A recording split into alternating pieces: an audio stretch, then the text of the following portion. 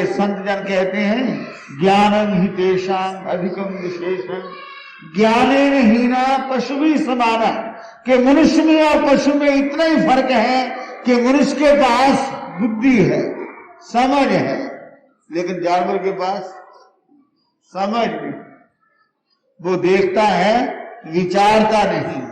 और मनुष्य जिस चीज को देखता है उसे विचारता है, उसके ऊपर अपना निर्णय करता है, अपना निर्णय लेता है, उसके ऊपर वो अपनी क्या देता है, अपनी कंसेंट देता है, ये हितकर है, अहितकर है, मेरा है या।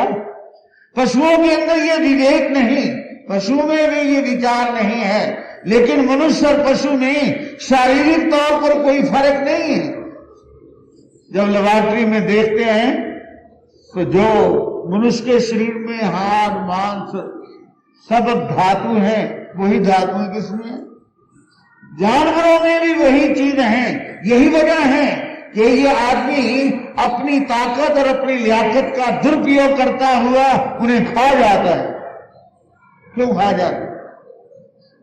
ये उन्होंने पास समझ नहीं, मेरे पास क्या है, ये बड़ा चिराग है।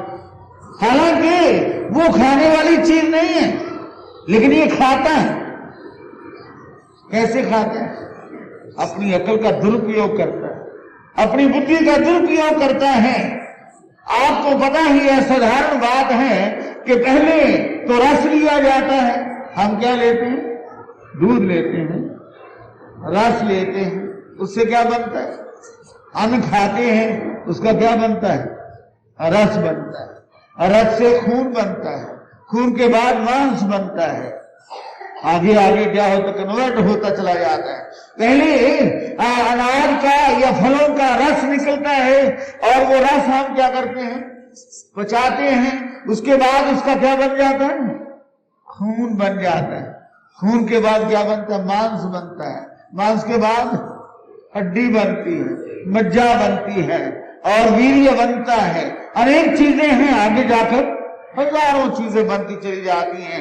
अब सवाल ये है, इसीलिए वो चीज खाई जाती है जो रसदार है, फल है और फ्रूट है या धान्य है, उनका किसमें? फलों में, अनाजों में, धानों में। वो चीजें हमें आसानी से मिलती हैं और इतनी सुगमता से हम उनको पचा लेते हैं कि हमें कोई मुश्किल नहीं आती। लेकिन ये चीजें जो हैं, इनको पहले हासिल करने के लिए आदमी को राक्षस बनना पड़ता है। क्या लेने के लिए? मांस लेने के लिए। एक आदमी दरख्त से फल लेता है और एक आदमी जानवर से क्या लेता है? मांस लेता है कोई फर्क? बड़ा अंतर है। वो कोशिश करता है अपने आप को बचाने की, वो कोशिश करता है कि उसके हाथों से रक्षा कशी होती है, खींचा ताड़ी होती है। ये ले जाते हैं कसाई कहाँ? बकर खानों में। कोई आगे से खींचता है, कोई टांगों से क्या करता है? घसीटता है। जब उसको मालूम हो जाता है कि ये मुझे, तो फिर वो डरता है, और जिसके अंदर डर आया उसके अंदर फिर जलन पैदा होती, क्रोध आता है, और उस क्रोध से इस किस्म के कीटाणु या इस किस्म के जर्मन पैदा होते हैं जो शरीर के लिए, बुद्धि के लिए घातक हैं, जो स्वभाव में क्या करते हैं? विभाग पैदा करते हैं। इसलिए ये मांस जो है, ये मनुष्य के भक्ष नहीं है, खाने योग्य नहीं है, लेकिन खाता है। खाने योग्य नहीं है। खाने योग्य जो प्राकृतिक तौर पर, स्वाभाविक तौर पर जो वस्तुएं इसके खाने की हैं, जिसको खाने के लिए इसे कोई क्रोध या इसे कोई जलन या इसे भी द्वेष नहीं पैदा होता। जानवरों को मारने के लिए तो आदमी क्या बनता है? जल्लाद बनता है, बुच्चड़ बनता है, कसाई बनता है। हर एक आदमी क्या नहीं कर सकता? मार नहीं सकता। ये जो खाने वाले हैं, अगर इनको खुद मार के खाना पड़े तो बहुत सारे मैदान क्या कर जाएंगे? छोड़ जाएंगे, नहीं मार सकेंगे, क्योंकि मारने वाला तो बड़ा कसाई, निर्दयी। इसलिए इस्लाम के अंदर कसाई को नमाज पढ़ाने का कोई हक नहीं,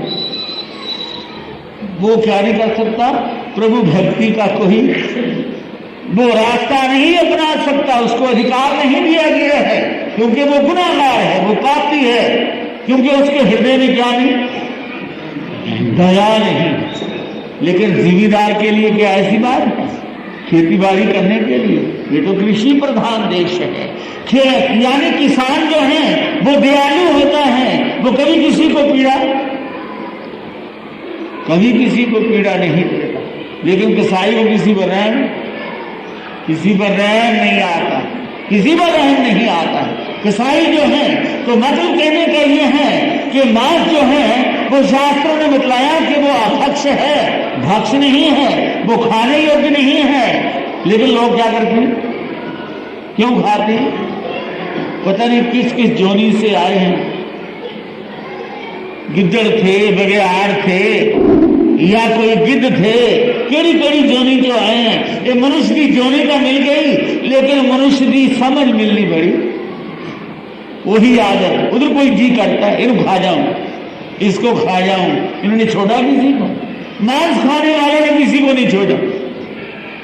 बड़ी मुश्किल भगवान कृष्ण ने बड़ी मेहनत की, पहाड़ चुकिया ताए गऊ नू बचाया। एक गऊ खाने तो क्या कर देने, परहेज कर देने, बाकी छड़िया सूर भी छड़ गए, भैंस नहीं छोड़ दी। उधर मुसलमानों ने बड़ी मुश्किल किसी सूर में बचाया, लेकिन छड़ दे वो भी किसी ने। लेकिन मांस खाने वाले जो हैं वो किसी जानवर को तो क्या छोड़ेंगे, तो वो आदमी को नहीं छोड़ते। आदमखोर भी बैठे हो, किसको खाने वाले, मुर्गों को खाने वाले भी बैठे हुए हैं, जो मुर्गों को क्या करते, क्योंकि इसके पीछे नरक, इसके पीछे प्रेजेंट, ये ऐसी जोनियां हैं कि जहां से ये पता नहीं किस पुण्य काम से ये निकल आया, लेकिन इसके अंदर वही आदत किसकी, किसी ने दिखा के बड़ा खुश होता है, किसी ने मार के बड़ा। मैंने देखा बहुत सारे लोग बटेरे पकड़ के उंगलियों में उनकी गर्दनें दबा लेते, ऐसे झटका दिया और बड़े खुश है। देखा एक झटके में सारे क्या कर दिए। ये मुर्गा है बेचारा, वो उसमें क्या ताकत है, एक सेकंड में आके क्या कर देते हैं, कोई दया नहीं, मन में कोई विवेक नहीं, मन में कोई विचार नहीं। लेकिन जब अपने पर आते हैं फिर धोतना। और सियालकोट की बात है, हम बाहर जाया करते एक कसाई की दुकान है, वो कसाई जो था वो हर वक्त उसका काम के लिए। एक दिन वो रोटी खाने के लिए घर गया और अपने 2 लड़के दुकान के बच्चे खेत में बैठा गया कि मैं आया खा के। एक बड़ा सी 2-4 साल, एक दूसरा क्या थी, छोटा था। अब वो जब पिता चला गया घर, उन्होंने खेल शुरू कर दी, क्योंकि रोज देख दिया कि बकरे को गोडियां नीचे क्या कर लेंगे, ढा लेंगे और छुरी हो देते। और जो बड़ा सी उन्हें छोटे को ढा लिया और छुरी हो कर देते। और चिल्ला रहा है, उन्हें पता है कि बकरा भी चिल्लांदा है, पर साडा प्यो केड़ा बख्श दे। छुरी फेर दी कि जानू आया हो, जानू ने क्या कर देता, अद्धा गला वो लगा तड़फने और लगा अपने लड़के को बुरा भला गाला निकालने और बोला कि तू रोज कर दे, अगर मैं नहीं किया तो। लेकिन दर्द भाई कितने दर्द है जब अपना पुत्र आया, यानी आत्मा इतनी कमजोर हो गई कि उन्हें कोई पीड़ा नहीं, कोई महसूस नहीं। लेकिन जिथे स्वार्थ, जिथे मतलब, जिथे खून, उथे थोड़ी सी क्या हुई, उथे पीड़ा हुई। लेकिन वो भी तो किसी के पूत हैं। कैसे कहते हैं, बताया है पेट के बंदे, ये आखिर माजरा क्या है, चबाकर बेजुबानों को तुम्हें आता मजा क्या है। किसी की जान जाती है और तू मुस्कुराता है, सितम करता है, ये दर्द कितना जुल्म ढाता है। तेरे इन बाल बच्चों का अगर ये हाल हो जाए, अगर किस्मत बदल जाए, अगर तकदीर सो जाए, तो क्या फिर भी ये तबस्सुम रेजियां होंगी, ये दिल आरामियां होंगी, ये दिल आवेजियां होंगी? नहीं होंगी। मुझे मालूम है रंज होगा और अलम होगा। आप देख